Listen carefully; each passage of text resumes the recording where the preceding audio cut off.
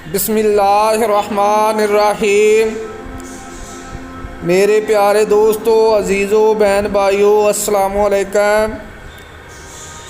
दुरूद पाक पढ़ें, चलते हैं हदीस मुबारक की तरफ। ये हदीस मुबारक बुखारी शरीफ की रवायत है जो मैं आप लोगों के सामने बयान कर रहा हूँ।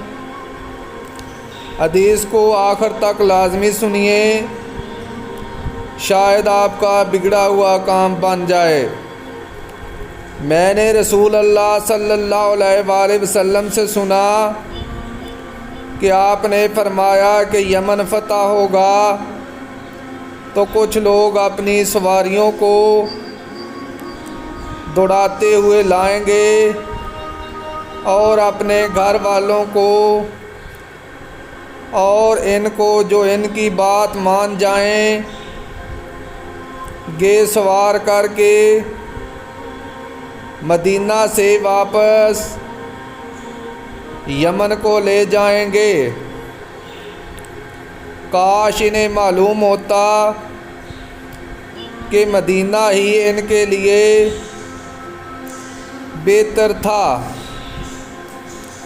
और इराक फतह होगा तो कुछ लोग अपनी सवारियों को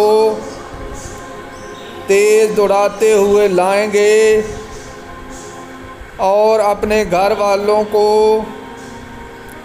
और जो इनकी बात मानेंगे अपने साथ इराक वापस ले जाएंगे। काश इन्हें मालूम होता कि मदीना ही इनके लिए बेहतर था।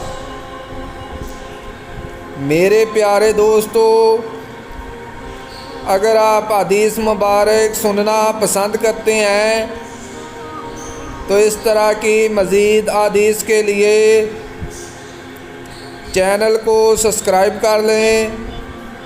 बराए मेहरबानी वीडियो को लाइक भी करें। इजाज़त दें, मिलते हैं फिर एक नई हदीस के साथ। जज़ाकल्लाह, शुक्रिया, अल्लाह हाफ़िज़।